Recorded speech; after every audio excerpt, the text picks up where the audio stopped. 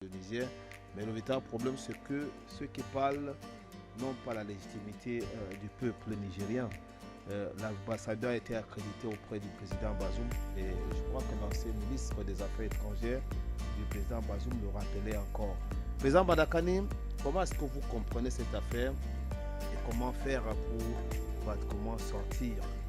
On a besoin de l'apaisement sur le continent, on a besoin de l'apaisement au Niger.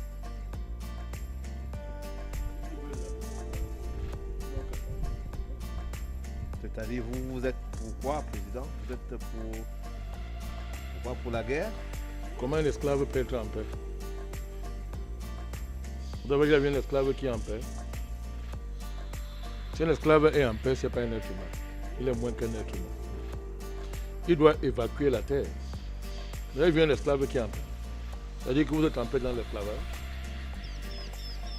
Donc, ceux qui veulent vivre en paix, vous les connaissez. Tout à l'heure, on va parler d'eux, on va les citer. Un Africain ne peut pas être en paix tant que l'Afrique n'est pas libre. Tant que l'Afrique n'est pas débarrassée de... Comment j'appelle ça? De l'entreprise esclavagiste, coloniale, raciste de l'Occident en général et d'un État criminel comme la France. Il n'y a pas de paix. Donc les chercheurs de paix et d'apaisement, ils savent ce qu'ils doivent faire. Ils savent ce qu'ils doivent faire. Donc, deuxièmement, vous prenez le risque, la responsabilité de dire que la sortie de Paris est un argument. Bon, ça n'engage que vous. Hein. Je vais vous démontrer que ce n'est pas un argument. Pas de fait, président Badakani. Vous appelez ça argument. Dites ce qu'ils ont dit. Je ne dis pas que ce sont les arguments. Ce n'est pas un argument. Là, je vais vous le démontrer. D'accord, allez-y. Ce n'est pas un argument. Et ce n'est pas surprenant venant d'un pays qui est dirigé par celui qu'on appelle Macron. Ce n'est pas surprenant. Je ne sais pas si la France a été un grand pays un jour, mais pour certains, il a été. Mais on voit aujourd'hui ce qu'elle vaut à travers ceux qui dirigent la France. Et ça a été un long processus, ça n'a pas commencé aujourd'hui. C'est un processus qui a une dimension historique, mais qui a aussi une dimension métaphysique. La métaphysique enseigne ici que vous opprimez les gens pendant longtemps, vous serez opprimés. On n'opprime pas innocemment. On n'opprime pas les gens inconséquemment. L'oppression infligée à des êtres humains, quels qu'ils soient, a des conséquences. Ce sont les principes supérieurs de la métaphysique qui nous enseignent ça. Ce ne sont pas des principes seulement. L'humanité expérimente ça depuis qu'elle est humanité, depuis qu'elle est. C'est pour ça que fort de l'expérience métaphysique que l'humanité a accumulée, nous disons que la France est un pays maudit, que les États-Unis sont maudits, que tout l'Occident colonial qui s'est aventuré dans les colonisations, dans des génocides, dans l'esclavagisme, sont maudits et ne peuvent pas échapper à cette malédiction. Le dire, ce n'est pas une insulte. C'est simplement rappeler les principes, les véritables principes universels qui encadrent la condition humaine sur cette terre. Donc, c'est ça, j'introduis mon intervention comme ça. Je continue. Je voudrais m'incliner devant la pertinence des interventions qui m'ont précédé. Que ce soit de la part de Parfait Ndom, que ce soit de la part de Batangene, que ce soit de Bertrand Tassinda. Je m'inscris simplement dans la même logique. En rappelant à titre pédagogique que, toujours le faire, que les sanctions qui sont infligées au Niger n'ont aucune base légale. On ne cessera jamais de rappeler ça. Croyez-vous, le monde nous entend. Le monde ne se limite pas à l'Occident et ses valets. Le monde est plus grand que l'Occident et ses valets. D'ailleurs, l'Occident en termes démographiques, ça dit que ça ne représente pas grand-chose dans le monde. Je dis bien en termes démographiques. Les sanctions que subit le Niger sont illégales, ne s'appuient sur aucun article et principe de la CEDEAO. Je le rappelle, que ça soit déjà dissoute, en passant, elle est dissoute. Vous l'avez faite sur ce plateau. Et les principes ne s'appuient sur aucun texte fondateur. Cette organisation défunte, pour nous elle est défunte. Ça se voit dans ses errements. Tout le monde sait que c'est fini là. C'est fini là. Alors, que ce soit les textes fondateurs, que ce soit les protocoles additifs, il n'y a, je dis bien, aucun article qui autorise la conférence, soi-disant des chefs d'État, soi-disant, je précise, soi-disant chefs d'État, de prendre de telles sanctions contre un État qui en plus est un État membre. Il faut rappeler ça. Et à partir de ce moment-là, sur quelle base alors ces sanctions ont été prises? Sur quelle base avaient-elles été prises contre le Mali, contre le Burkina Faso, etc. Et les Africains regardent. Les États africains regardent. À quelques exceptions près. Les États africains regardent. Les Africains regardent. Les Africains s'y attachent à la démocratie, qui ne peuvent pas vivre sans les relations qui les lient à l'Occident. Regardent. Ils encouragent même ça. Les peuples occidentaux regardent. Et après, ils vont dire qu'ils sont en démocratie. Et que leurs valeurs sont des valeurs universelles. Je convoque ici les peuples occidentaux. Pourquoi? Parce que c'est la France qui impose ces sanctions, tout le monde le sait. Et l'Union européenne a appuyé ça. L'Allemagne, à titre individuel, l'a appuyé ouvertement et officiellement. Donc, les peuples européens sont responsables, sont interpellés. Parce que, comme ils disent qu'ils sont en démocratie, ça suppose qu'ils ont donc élu démocratiquement de telles personnes à la tête de leur pays. On voit donc la valeur de dite démocratie. C'est qu'elle valent. Le deuxième rappel que nous faisons à titre pédagogique, c'est rappeler que ces sanctions relèvent de ce qu'on appelle crime contre l'humanité. Donc, les gens qui ont pris ces sanctions sont passibles d'être accusés de crimes contre l'humanité et le seront. Ils répondront de leurs actes. Nous n'oublierons pas Tinubu, Ouattara, Macky Sall, tous les bandits là qui dirigent l'Union européenne, la France, l'Allemagne, tous ces pays-là répondront tôt ou tard. Rassurez-vous, l'histoire fonctionne comme ça. Ils répondront de leurs actes. Leurs dirigeants sont des criminels et viennent de poser, à travers ces sanctions infligées au peuple du Niger, un ensemble de crimes contre l'humanité. Et nous devons en tirer toutes les conséquences intellectuelles, sociales, culturelles, politiques et géopolitiques. Donc les panafricanistes sérieux tirent toujours ces conséquences. Nous n'oublierons pas. Nous n'oublierons pas ça. Nous rappelons, toujours à titre pédagogique, à titre de rappel, face à ça, l'Union africaine est complice. Mahamat Faki a soutenu ça. Donc Mahamat Faki est un authentique criminel. Sur sa conscience, il porte les crimes contre l'humanité. Tout ce qui arrive au peuple du Niger dans cette situation, Faki, le Faki est responsable. Et nous interpellons ses enfants et sa famille de savoir que voilà ce que vaut leur père. Faki, c'est un criminel. Président Badakane. Vous avez commencé. Non, vous voyez? Vous avez commencé. Non, c'est pas ça, président Badakane. Vous le commencez? Non, pourquoi que ce type m'abuser? Non, je sais, on ne peut pas quand même se retrouver sur un plateau appelé presque tous les responsables des criminels. Je suis en train de l'appeler criminel. Ou bien nous constatons qu'ils sont criminels. Mais jusqu'à vous allez continuer à jouer votre jeu là. Vous êtes sérieux ou quoi? Non, mais c'est le principe quand même de cette émission. On va pas quand même se... Cette émission est née avec nous, celui qui l'avons accouché.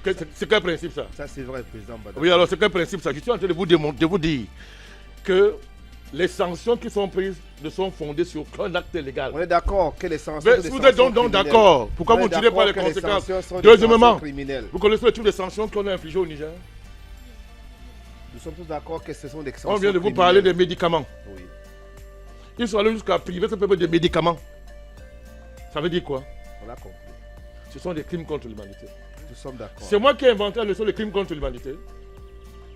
Allez lire, tapez sur internet, allez lire la définition des crimes contre l'humanité. Lisez. reprenez l'environnement qui a présidé à l'élaboration de ce concept que nous, panafricanistes, n'avons jamais accepté. Parce que c'était dirigé contre les peuples africains et les dirigeants africains. Allez lire. Allez lire tout ce qui est écrit à propos, tous les textes qui parlent des droits de l'homme. Toute la doctrine consacrée aux droits de l'homme. Toute la jurisprudence consacrée aux droits de l'homme. Allez lire. Et vous allez venir me dire ici que l'Occident, la France qui se fait appeler pays des Lumières, partie des droits de l'homme, l'Europe qui se vante tant, ce sont les seules valeurs qu'ils mettent en avant pour parler à d'autres peuples et s'attribuer le titre de civilisateur universel. Ils ont quelle autre valeur en dehors des droits de l'homme et de la démocratie? Alors on lit toutes les chartes consacrées à ces valeurs, si ça c'est acceptable, si ceci est conforme à ces chartes-là. Allez lire. Et si vous devenez ici plus calme que moi, je ne viens plus sur ce plateau. Je vais dire que ce qu'il dit, ça n'a pas de sens. C'est toujours avec nos plaisirs. Allez-y. Alors moi, quand je viens à une émission, monsieur Sidi, quand vous m'invitez, je prends le temps de travailler par respect pour vous. Merci beaucoup. Merci. Alors je suis en train de vous dire, ce sont des criminels. Parce que l'Union africaine a soutenu ces sanctions. C'est moi, monsieur Fakir l'a dit officiellement, monsieur. Mais est-ce que ce que dit est faux? Il a dit officiellement. Monsieur Fakir l'a dit officiellement qu'il soutient tout ça. Il était pour l'intervention militaire. Vous l'avez oublié, avant que la commission de paix et sécurité de l'Union africaine vienne ralentir ses élans guerriers. L'ONU a eu tellement honte. Parce que l'ONU, lui, il tue avec les gants. L'ONU est là pour maquiller les crimes. En se cachant derrière la charte de l'ONU, machin et consort. Comme l'ONU a vu qu'on allait très loin, l'ONU a fait semblant de solidarité en envoyant un plénipotentiaire au Niger pour faire semblant de parler avec les nouvelles autorités du Niger et en se démarquant par un communiqué officiel d'un de ces plénipotentiaires dit que nous sommes contre l'intervention militaire et que même ces sanctions vraiment, on est allé trop loin. L'ONU veut se l'acheter. Elle s'est limitée à ça. Hein. Elle n'a pris aucune résolution. Confirmant ce qu'elle est une organisation criminelle, dirigée par des criminels. On n'empêcherait jamais de dire ça. On ne parle pas de la CEDEAO. On ne parle pas ici d'un club de valets, des suifesses, un club de suifesses. Ils essuient les fesses de Macron. Vous voyez ce qu'ils doivent faire. Macky Sall, Ouattara, Tinubu et consorts, leur travail, c'est d'essuyer les fesses de Macron. Si au XXIe siècle, le travail des présidents en Afrique, en plus d'être de valet, c'est d'essuyer les fesses de M. Macron. Ça se passe de commentaires, M. Sidik.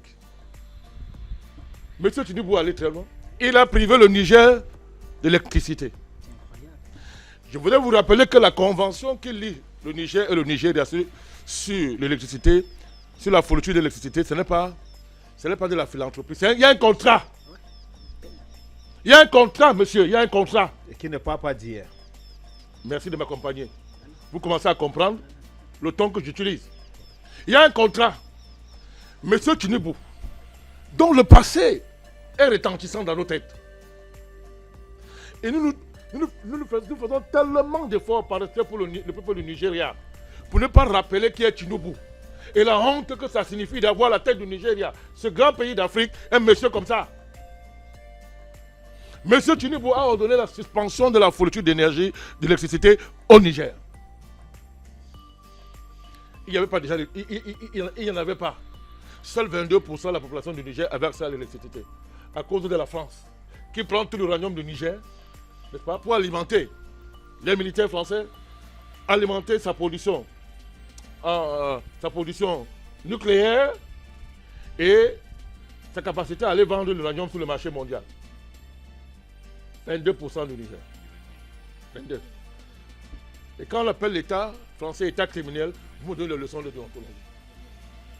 Donc, le Niger, M. Tinubu a privé ce pays d'électricité.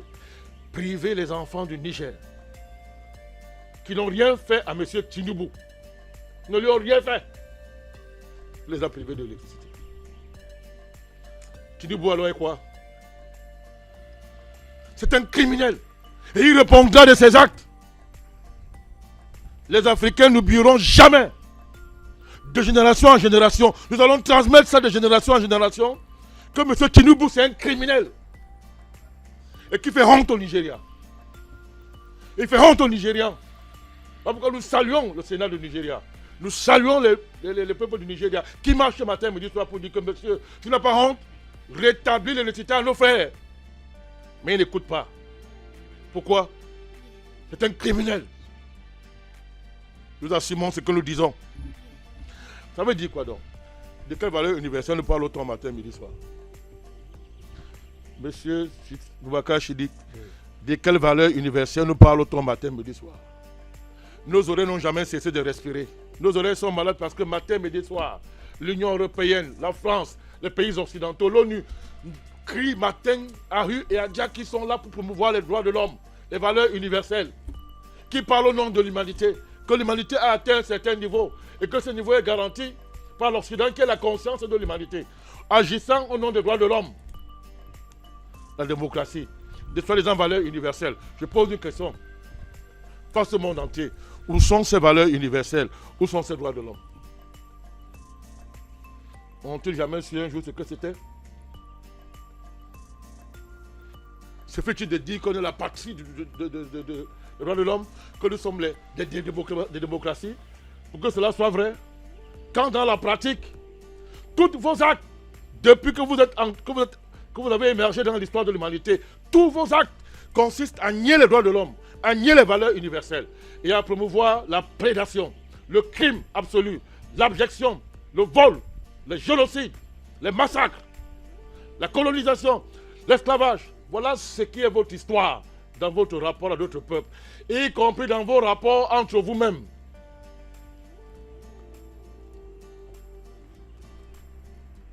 Monsieur Aboubakar Siddiq, le procès contre la prétention de l'Occident à incarner les valeurs universelles est ouvert depuis très longtemps. Il est ouvert depuis très longtemps. Attendant seulement le jour, ce jour n'est pas loin, où l'humanité sera en capacité de mettre l'Occident devant un procès physiquement et de le faire payer de ses crimes. Et ce jour n'est plus loin. Quand j'ai fini de dire ça maintenant, je reviens sur le cas où vous me demandez juste où le Niger peut aller. Le Niger va aller jusqu'au dernier niveau que lui permette la fameuse convention de Vienne. Vous ne l'avez pas lu? Moi, je l'ai lu. Quand vous m'invitez, je prends le temps de travailler par respect pour vous d'abord, pour ceux qui sont appelés à nous suivre. Merci à nos moments pour ça. Moi, je l'ai lu. Oui. Je vous demande de prendre l'article 9, Convention de Vienne. Jonathan, mes amis, prenez ça, lisez. Vous allez voir que je ne dis pas n'importe quoi. La Convention de Vienne, en son article 9, est explicite sur les droits de l'État accréditaire. Qu'est-ce qu'a dit le président Badakani? Les droits de l'État du Niger a déclaré non grata, persona non grata, un agent diplomatique, selon le terme consacré, qui, n'est-ce pas, aurait failli à sa mission. Cet article va plus loin et dit que l'État du Niger n'a pas l'obligation de motiver sa décision. Écoutez bien, lisez ça, hein? Lisez ça. Voilà. Que l'État du Niger n'a pas l'obligation de motiver sa décision. Et même plus grave, si l'État accréditant, selon le langage, le jargon consacré depuis la Convention de Vienne, c'est deux parties, l'État accréditant et l'État accréditaire. L'État accréditaire est celui qui accueille, l'État accréditant est celui qui nomme, qui envoie. Alors, on dit ceci, si l'État accréditant refuse d'appliquer l'article 6, article 9, l'État du Niger, l'État accréditaire a le droit de retirer à l'agent diplomatique en question le statut d'agent diplomatique. Alors ça veut dire qu'il devient un individu lambda. Lambda, je dis un individu, tout ce que vous voulez. Écoutez bien, je suis en train de vous lire la Convention de Vienne. Non, c'est ça, président. C'est ça. Clair, net et précis. Moi, je vous dis, hein. Voilà pourquoi les gens disent à Macron à Paris, retire vite. On aille plus loin. J'arrive. J'arrive. Vous allez voir qui dirige la France et l'Occident. Des bandits à l'état brut, des bandits, ils sont même nés bandits. Et ils pratiquent le banditisme. La question fondamentale est de savoir comment des démocraties peuvent élire des bandits à leur tête. Ça fait longtemps que ça dure. Et vous appelez ça démocratie. Donc, je vous donne article 9. Après l'émission, vous allez lire. Vous allez comprendre pourquoi quand on vient ici, moi en particulier, j'ai un certain ton. C'est écrit.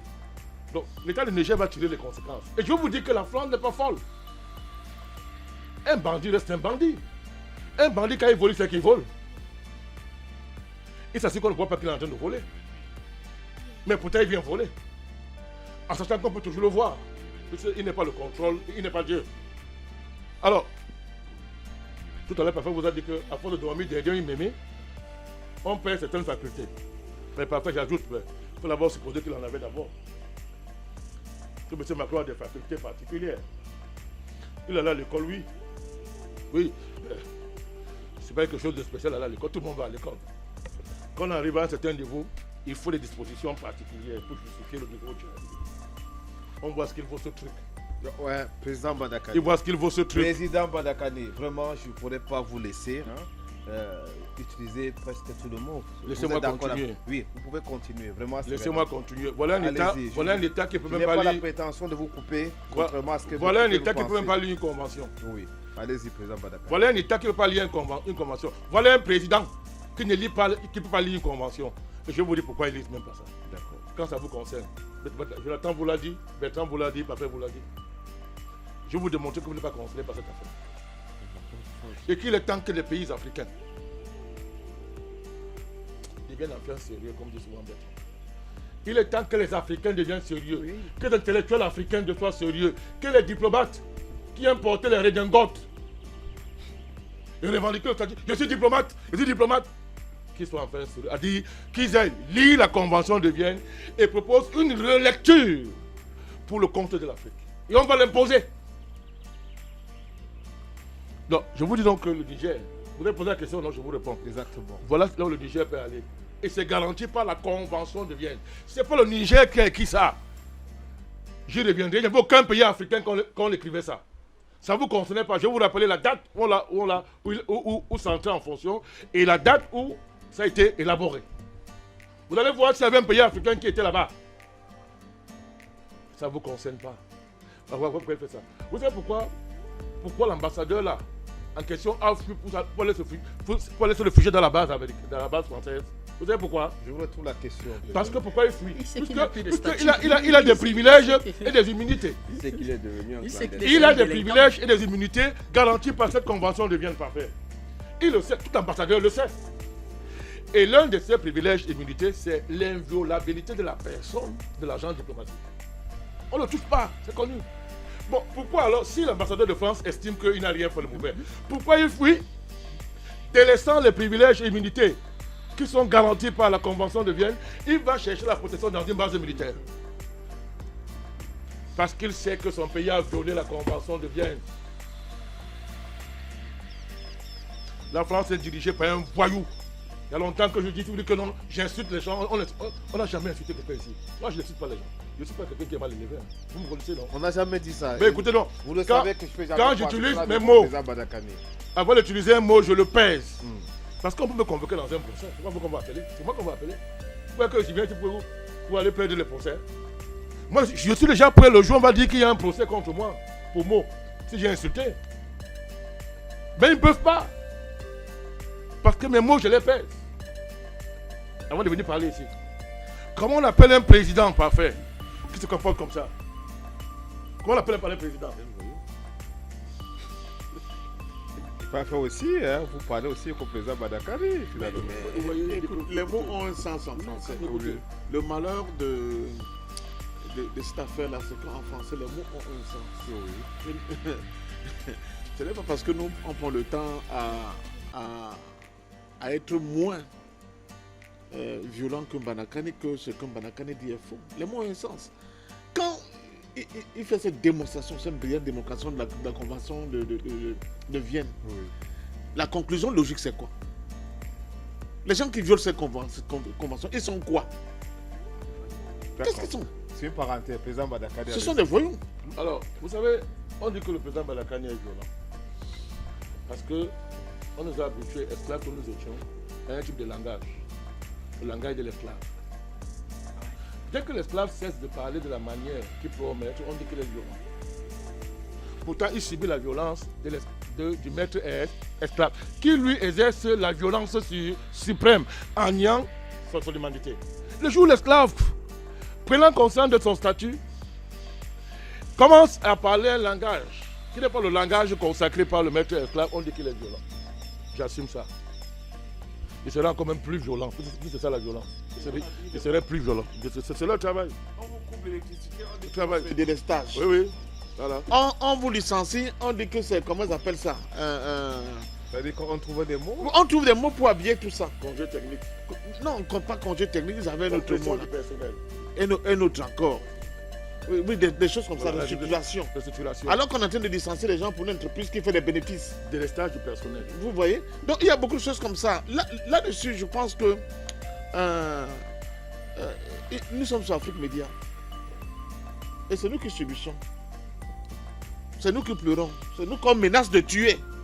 Bon, quand quelqu'un sait que, bon, dans bientôt, c'est la guillotine pour lui, alors qu'il a raison, il fait comment? Il commence à supplier. N'est-ce pas? Il pleure. On nous a appris que mieux vaut mourir debout, non? Les gémissements ne serviront à rien. Il faut mourir debout, il faut avoir le courage de dire la vérité à ces gens. Certes, on comprend, je vous comprends. Parce que vous, il y a une autorité, n'est-ce pas, qui régule les journalistes que vous êtes, dont tu as peur que le bâton te tombe dessus. Mais aussi, cette autorité qui régule cette affaire-là, est-ce qu'elle va accepter d'être comptable des assassinats des Africains sous la seule prétexte qu'on se serait tué? Qu'on aura essayé d'envelopper les mots pour ne pas dire ce que les mots signifient? C'est aussi le problème de l'Afrique aujourd'hui. Les gens ont la période de dire vous êtes trop violent. C'est quoi être trop violent? Quelqu'un on veut trancher la tête et qui crie que vous voulez me trancher la tête, il est violent. Tout à fait. On dit qu'il est violent. C'est même quoi la violence? Donc je pense sincèrement que ce qui se passe là, Mbanda et moi, on est sur vos plateaux depuis 13 ans, 12 ans, 13 ans. Mais nous sommes en politique depuis plus de 30 ans. Il faut faire attention. Les gens le savent. Et on dit des choses souvent, on a dit des choses qui se réalisent aujourd'hui. Hier, on nous traitait, vous êtes des utopistes. C'est l'utopie ça. Mais je rappelle chaque fois que les utopies d'hier sont les réalités d'aujourd'hui. Ne l'oubliez jamais. Il faut toujours être dans cette trame de l'histoire pour comprendre ces choses. Voilà. Ils ont même lutté plus que nous. Voilà. Ils le disent ouvertement. Voilà. Je vois, il y a bon, là, je l'ai dit souvent sur votre plateau. Nous, on ne peut pas être, par exemple, à Bangui avec Batengene en train de défendre le peuple centrafricain dans le cadre de sa nouvelle constitution qu'elle veut mettre en place. Les gens sont ailleurs, ils insultent la Centrafrique. Ils disent qu'ils font ça parce que Touadéra s'est télévisé au pouvoir. Et après, j'apprends que les mêmes individus étaient en Centrafrique et on leur a même donné de l'argent pour leur dire merci parce qu'ils sont de nouveau panafricains. Il faut faire attention à ces choses-là. Parce que quand je le dis, on dit j'exagère. N'exagère pas. Les Nyamsi qui ont supporté ce rôle, les Nathalie Yam qui racontaient des bêtises, il faut leur dire se taire quand ils n'ont rien à dire. Il faut le leur dire. Super, parce que c'est dangereux de ne pas le dire. Sur le falso, peut-être que c'est entre nous, il faut vous couvrir. On couvre quoi? Qu'est-ce qu'on couvre? Il faut faire attention. Parce que nous sommes en Afrique. C'est nous qui subissons. C'est nous qui pleurons. C'est nous qui avons... Et quand tu es chômeur, tu n'as pas payé. C'est nous qui charbonnons. On subit tout. Et c'est nous qui avons posé la problématique de cette affaire de panafricanisme sur les plateaux de télévision. Donc quand vous arrivez, ayez au moins la décence de suivre nos pas. Que de jouer les stars, les vedettes, je ne sais pas de quoi, en mangeant à tous les ateliers et en insultant ceux qui sont au front comme il faut. C'est inacceptable. D'accord. On a compris. Président Badakane, on ne retire pas la parole. Il faut juste que Jonathan et Bertrand mettent un peu de l'eau dans votre moulin. Peut-être en a besoin, on ne sait jamais. Tout à fait, tout à fait. Le président a dit... parole est démocratique. Le président a dit tout à l'heure... On va vous concéder le nôtre. Le président a utilisé deux concepts. C'est pas fait. Et criminel. Sur la notion de criminel, je reviens là-dessus en matière de droit international. Parce qu'il faut souvent prendre les textes qui font autorité. Écrit par eux, hein? Par eux. Écrit par eux. Alors, ça c'est le traité de droit criminel. Problèmes généraux de la science criminelle. Droit pénal général. Paris, édition de Couillasse, 6e édition, 1988, numéro 344. Voilà la définition qui est retenue par Merle et Bouchou, qui font autorité dans le domaine, dans leur science juridique internationale. dit ensemble des agissements qui méconnaissent délibérément les lois et coutumes de la guerre. Il continue, dans un tel cas, la notion de crime de guerre n'est pas prise dans un sens technique, mais plutôt dans un sens général d'infraction sans que des conséquences juridiques n'y soient nécessairement attachées. Ça veut dire quoi? Quand le président dit qu'ils sont en situation de crime, c'est couvert par ce texte, qui dit clairement que c'est un ensemble d'infractions qui méconnaissent le droit et les coutumes en matière de guerre. Quand la CEDEAO prend la décision d'intervenir au niveau du Niger, quel est le texte international qui garantit l'intervention? Même l'organisme au niveau de l'Afrique qui aurait dû porter cela, c'est-à-dire le Conseil de paix et de sécurité de l'Union africaine, vous dit que cette affaire est illégale. Nous ne soutenons pas ça. Qui porte donc la décision? Y a-t-il une résolution des Nations Unies? C'est une infraction du droit international. Donc, ceux qui se mettent dans cette posture, c'est parce qu'ils sont présidents qu'on s'empêcherait de les appeler criminels. Donc, le président a tout à fait raison. Même s'il y avait une résolution des Nations Unies, quand Sarkozy tue les Libyens, c'est un criminel de guerre ou pas? D'accord. Président, parfait. À ce niveau, vous avez raison. Mais rien que même du point de vue de leur analyse, le président a raison. D'accord. C'est des criminels. On vous a compris dans votre position. Maintenant, très rapidement, parce qu'après on donne la parole à président Badakane, on va prendre le deuxième sujet. Allez-y. C'est quoi le crime? Un criminel. Vous revenez encore dessus. Mais bien Criminel, sûr. c'est quelqu'un qui pratique le crime. C'est quoi le crime? Infraction grave. Une infraction, c'est quoi? Violation grave de la loi. Quand le président Banda parle de la violation de la loi. Donc quand vous violez la loi, vous commettez une infraction. Quand vous êtes dans une infraction grave, vous commettez un crime. Et criminel, c'est celui qui pratique le crime. Voilà comment nous démontrons en science. Ça veut dire que c'est vous qui avez peur. Pourquoi depuis qu'il crie? Ça fait 10 ans qu'il crie criminel. Je n'étais pas sur les plateaux, il criait déjà criminel. Moi, j'avais peur à sa place de dire, mais il crie criminel. Ouais, si on arrête maintenant, moi, je vais suivre. Même parfait, crier criminel. Pourquoi on ne les poursuit pas? Maintenant, la violence. Quand ils arrêtent le nationaliste camerounais qui avait juste pour seul tort de dire à la France, nous sommes sous mandat de tutelle. Vous n'êtes pas la colonie. Oumiobe et ses amis, vous savez ce qu'ils font de lui? On l'attrape dans le maquis, il n'y a pas d'armes. On le tue. On coupe sa tête. On tire son corps de la forêt de Boumniebel. Boumniebel, c'est une localité située entre Douala et Yaoundé. On tire son corps de la forêt. Devant, il y a des militaires français jusqu'au centre-ville de Boumniebel.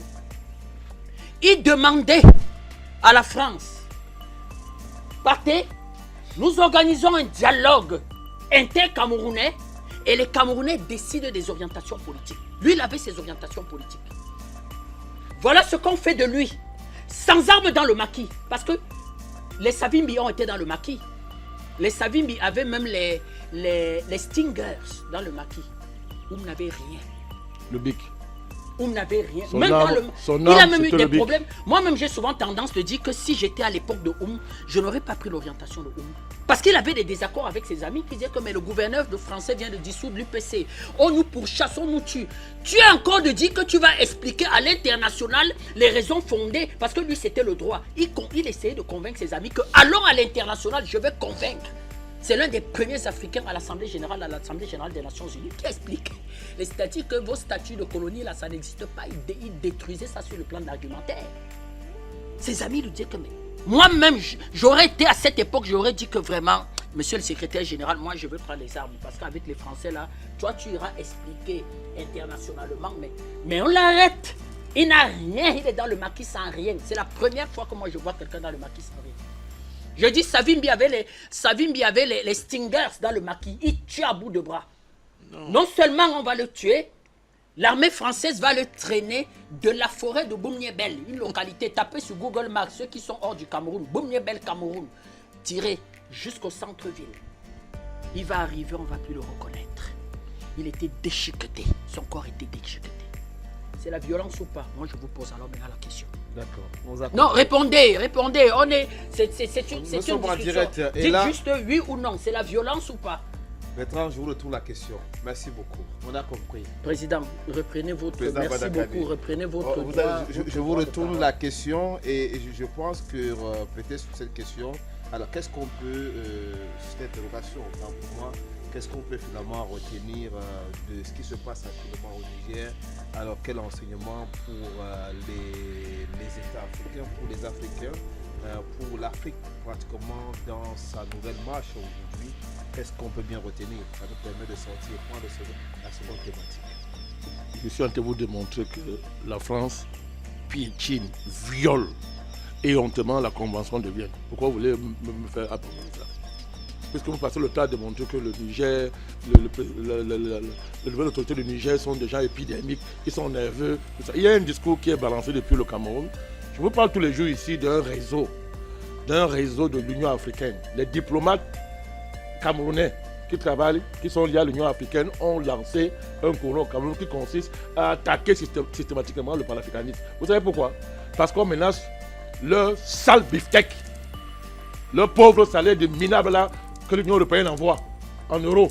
Pour ça, ils sont prêts à vendre l'Afrique. Ils développent un discours qu'ils font partager là-bas à Yaoundé. Ils effraient les enfants et les petits étudiants de Yaoundé avec ça. Qu'est-ce qu'ils disent, président? Ben, ils disent que les dirigeants du Niger sont épidémiques, ils sont nerveux, que leur comportement n'est pas digne de la diplomatie et qu'ils doivent venir prendre le coup chez le patriarche Paul Biya. Et moi, je leur réponds. Alors, qu'est-ce que vous leur répondez? Qu'ils sont des diplomates néocoloniaux. C'est-à-dire, on ne pourrait pas appeler ça diplomate. Parce qu'ils ne lisent même pas la Convention de Vienne. Ils auraient compris que les autorités du Niger savent ce qu'elles font. Et qu'elles font ce qu'un État normal doit faire. Et qu'ils n'ont pas le coup à prendre chez le patriarche Paul Biya en la matière. Parce que quand vous touchez l'intérêt du Cameroun en la matière, le Cameroun sait réagir. Parce qu'au Cameroun, les vrais diplomates camerounais connaissent les tenants et aboutissants de la Convention de Vienne. Vous voyez les Africains, pendant que leur frère est au front, au lieu d'être solidaires de leur frère, ils cherchent les poux sur leur frère. Pour aller donner, pour couvrir le colon, pour qu'ils tuent davantage leur frère. Nous sommes ici pour déconstruire ça. Donc, je vous dis, la France a violé, je vous donne les articles sur articles. Allez lire les dispositions préambulaires. C'est ce qu'on appelle un préambule, non? Allez lire les dispositions préambulaires. Dans l'article 3, alinéa 2. L'article 4. Allez lire. Article 9, alinéa 2. Vous allez voir comment la France viole éhontement la Convention de Vienne. Vous savez pourquoi elle fait ça? Parce que ce sont les Africains.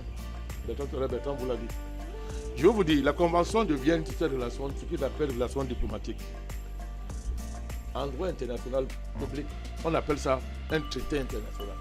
Parce qu'ils ont fait un traité international qui règle les rapports diplomatiques entre les États. L'immunité du personnel diplomatique et l'inviolabilité des ambassades. Écoutez bien, elle a été adoptée le 18 avril 1961 à Vienne et entre en vigueur le 24 avril 1964. Dites-moi le pays africain qui a siégé là où on élaborait ça. Dites-moi le pays africain qui a siégé ici. Et c'est le problème de tous les textes internationaux. Et on ose appeler texte international un texte qui a été conçu à l'absence de tous les pays africains. Je crois qu'ils sont 54. C'est-à-dire que 54 États. Je ne parle pas de l'Amérique latine. Donc, vous ajoutez l'Amérique latine. Allez donc voir le nombre d'États.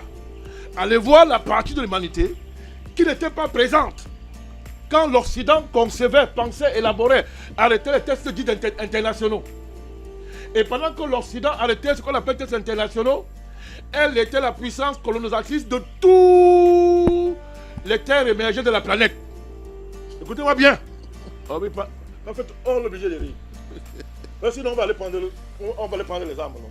On est obligé de rire. Tu as raison de rire. Je dis que pendant qu'elle écrivait le droit dit international, elle était, après avoir esclavagisé, elle était la colonisatrice de pratiquement toutes les terres émergées du globe. Et pendant qu'elle écrivait ce droit international, mon cher Sidik, elle avait génocidé, ethnocidé des peuples et des peuples sur la terre. Comment de par les gens peuvent écrire un traité qu'on appelle traité international? Mais l'Afrique a même des juristes. Je répète, l'Afrique a des juristes. On a des gens qui ont 18 agrégations en droit. Ils ont 100 agrégations en droit constitutionnel. Ils ont des diplômes, on ne sait pas où mettre ça. Tellement ils ont tellement lu. Mais je pose les questions élémentaires et simples. Comment vous osez appeler ça droit international? Il y a un problème. Et tant que vous appelez ça droit international, vous reconnaissez donc sur vous l'autorité de la communauté internationale. Et ils le savent. Ils le savent. Parce que vous acceptez des textes comme ça, qu'ils ont écrits, ils ont le droit de dire que la communauté internationale a dit que. Et aucun de vos présidents n'a le droit de blanchir. Comme ils se taisent, alors qu'on a attaqué le Niger. Alors que la France se comporte comme ça au Niger, au XXIe siècle. Les présidents africains se taisent. En dehors des 3 pays là, l'Algérie, le Burkina, le Mali, la Guinée, la Mauritanie, les pays africains se taisent. Et ils ont les dirigeants sages. Ce n'est pas de la sagesse ça. C'est co-complicité de crimes contre l'humanité. Au moins levez-vous et dites que ça c'est contraire aux usages de coutumes diplomatiques. Dites au moins ça. Soyez solidaires de vos frères, vous perdez quoi? Vous perdez quoi? Parlez. Donc voilà ça. C'est démontré aujourd'hui. Donc le Niger est dans ses droits.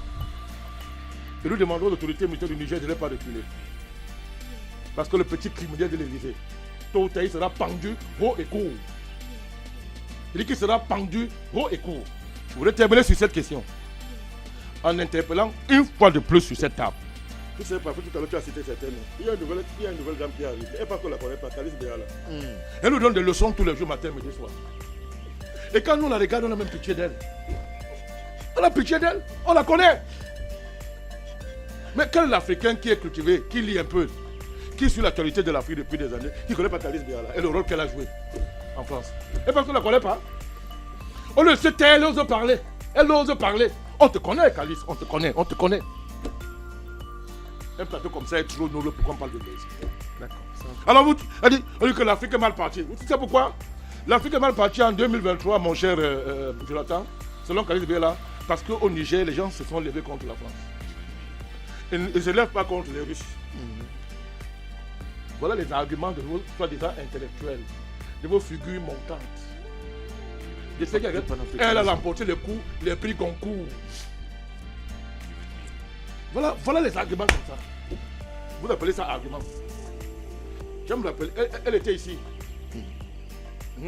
Elle a passé plus d'un an ici. Voilà les panafricanistes qui osent donner des leçons. Qui osent donner les leçons. Que l'Afrique noire est mal partie. Donc, quand le Niger se lève, le Niger est mal parti. Le Mali est mal parti. Le Burkina est mal parti. Le Centrafrique est mal parti. Etc. Pourquoi? Parce que vous avez commis le crime de rompre les liens coloniaux qui vous ont liés à la France. Voilà votre intelligence, mon cher ami. Et ce sont eux qui inventent le concept de noir européen. Et ils veulent venir annexer le panafricanisme avec le concept de noir européen. Et il faut maintenant que vous et moi, panafricanistes, nous commençons à blanchir nos cheveux pour réfléchir comment on va intégrer le concept de noir européen dans la bagarre panafricaniste. Et surtout, admettre qu'il vient prendre la direction du mouvement. Vous savez pourquoi non? Ils vont amener ça à l'Élysée dans les cuisses de M. Macron. Ça fait pleurer. Hein? C'est triste. Mais bon, on est habitué. On est habitué à ça. La question est celle-ci. Vous appelez l'Occident démocratie. Tant que moi, il serait vivant, ça ne passera pas comme ça. Vous appelez l'Occident démocratie. Moi, je pose la question. Ça fait des siècles que ces gens élisent à la tête de leur pays des gens qui génocident des peuples étrangers, qui massacrent en masse. Moi, je suis descendant, je viens d'un pays où je suis descendant de villages qui ont été rasés par la France. C'est au moins par centaines, c'est au moins 100 villages. Absolument. Rasés par la France. Absolument. Vous connaissez le crime de ces villages? D'avoir été des patriotes. C'est tout. Et vous me demandez à moi d'oublier ça? La France peut oublier l'épisode nazi qu'elle a subi? Elle peut oublier? Vous ne citez que ça? Voilà le pays où il y a le plus de commémorations au monde. Par an, vous avez au moins 300 000 commémorations par an. On se rappelle, on magnifie la mémoire. Mais à moi, on me demande moi. Alors que c'était des collabos. Très bien. Les Pétains et consorts. Les vichistes. Ouais. Voilà. Mais à moi, on me demande d'effacer de ma mémoire tous les crimes que l'État français a posés au Cameroun contre notre peuple. Que je fais un bon panafricaniste, je dois oublier ça. Sinon, on dit que je suis nerveux. Je ne suis pas un diplomate. Mais vous n'avez pas encore vu la colère. C'était moi au début. Ce n'est plus coloré que ça. Non, c'est rien. Moi, je vais vous dire. Vous savez où ça part? Je vais terminer d'abord avec cette idée. Peut-on appeler démocratie des pays, des peuples qui élisent à leur tête des gens comme Sarkozy, des gens comme Macron, comme De Gaulle, comme Mitterrand, comme Trudeau? Tous ces gens-là qui sont élus et qui pratiquent matin, midi, soir le génocide universel. Matin, midi, soir. Ça veut dire que les peuples européens sont responsables de ce que font les dirigeants. Sinon, qui se dissocialise? Sinon, c'est plus la démocratie. Ils se vantent et établissent un rapport de supériorité à l'égard des pays africains et ailleurs, qu'on appelle société autoritaire, société tyrannique. Et à partir de là, il y a un rapport de supériorité qui est établi avec ces pays-là. Donc, ça veut dire que les peuples européens élisent en toute connaissance de cause les gens comme Macron, les gens comme Sarkozy, les gens comme Mitterrand, les gens comme De Gaulle, un assassin, des gens comme Joe Biden, criminels devant l'éternel. Tous les présidents américains sont des criminels. La CIA est l'organisation la plus criminelle de l'humanité. Vous appelez ça démocratie. Et les gens viennent vous dire qu'ils sont des panafricanistes et que le critère de panafricanisme essentiel, c'est la démocratie version occidentale. Et il faut que les gens meurent pour ça. Alors nous parlons. Je vous donne des faits. Hein. Il y a un balai d'aéronefs français, type Transal, C-160, bourré d'armes de guerre. Je dis bien, balai d'aéronefs français, qui atterrissent, n'est-ce pas, à l'aéroport Félix Houphouët-Boigny d'Abidjan. Je donne les jours précis. Jeudi 24 août 2023 à 20h GMT. Vendredi 25 août 12h GMT. Le jeudi, c'est 2 avions militaires français. Et le vendredi, c'est 3 avions militaires français. Bourrés d'armes. Alors, les gens disent qu'on va attaquer le Niger. Le Niger est attaqué. L'intervention a commencé depuis. C'est que ça n'arrive pas seulement à atteindre ses résultats. L'intervention a commencé depuis. Moi, je vous demande donc, au nom de quoi M. Macron attaque le Niger? Parce que les États africains sont lâches. Voilà la vérité. Ils sont des lâches. Quand Macron attaque le Niger, une organisation fantoche comme l'Union africaine vient pondre les communiqués de bandits de sorciers. Mais le temps vient où les États africains vont se réunir. Ils vont bombarder la France. Je parle sur votre plateau. Le temps vient où les États africains, vous me regardez avec les yeux, vous dites que le type il rêve ou quoi. Le parfait vous a dit, nous on était des rêveurs qu'on appelait ici, il y a 10 ans, au départ des bases militaires françaises. Et on disait que ces bases partiront. Pendant près de 6 ans, on a assumé ce magistère dans l'isolement absolu. Aujourd'hui, c'est en train d'arriver. Les voies divines sont insondables, c'est en train d'arriver. Je suis en train de vous dire, et ça ne prendra pas 10 ans. Le temps viendra. Une coalition d'États africains vont bombarder la France. Si elle s'attardera encore à toucher un pays africain, c'est en train d'arriver. C'est que le début. L'Algérie, Burkina Faso, le Mali et les nouvelles autorités du Niger ont donné l'autorisation d'intervention. Donc c'est acté. L'Algérie a dit, si vous touchez au Niger, vous attaquez les intérêts vitaux de l'Algérie. C'est ce que ça veut dire. La Mauritanie.